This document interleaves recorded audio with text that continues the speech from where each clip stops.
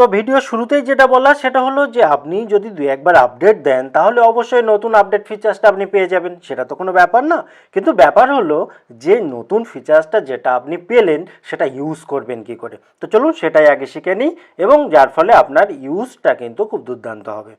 তো এখানে দেখুন দুটো ফোন রয়েছে, দুটো ফোনের হোয়াটসঅ্যাপ আমি ওপেন করে নিলাম। ওপেন করার পর প্রথমে দেখিয়ে দিই যে আপডেট ফিচার্সটা কোথায় পাবেন। তো এখানে দেখুন উপরের যে সার্চ বার রয়েছে, এই সার্চ বারের উপরে যখন আপনি ক্লিক করবেন এই ফোনটাতে এখনো পর্যন্ত আপডেটটা আসেনি।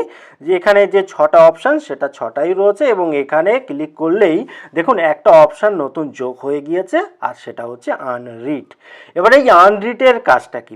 আনরিডের কাজ জানার জন্য জাস্ট আনরিডের উপরে যদি আমি ক্লিক করি, দেখুন যে সমস্ত চ্যাটগুলোই এখনো পর্যন্ত মেসেজ পড়ে রয়েছে কিন্তু রিড হয়নি সেইগুলোই শুধুমাত্র শো করবে। এবারে হতে পারে যে আপনার অনেকগুলো গ্রুপ রয়েছে, অনেকগুলো কন্ট্যাক্ট রয়েছে, প্রচুর লিস্ট রয়েছে। এবার আপনি চাইছেন না অতজনের রানডেট সব পরপর দেখতে, পার্টিকুলার কোনো একজন ব্যক্তি যার মেসেজ হয়তো আপনি দেখেননি কিন্তু পড়তে চাইছেন, শুধুমাত্র তার নামটা এখানে সার্চ করে নিন।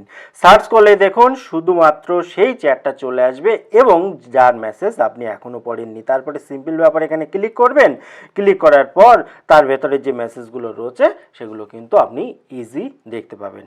এই হলো এই আপডেটের কাজ। ভিডিওটি কেমন লাগলো কমেন্ট করতে ভুলবেন না। আবার দেখা হবে পরবর্তী ভিডিওতে। ততক্ষণ ভালো থাকুন, সুস্থ থাকুন, বাই বাই।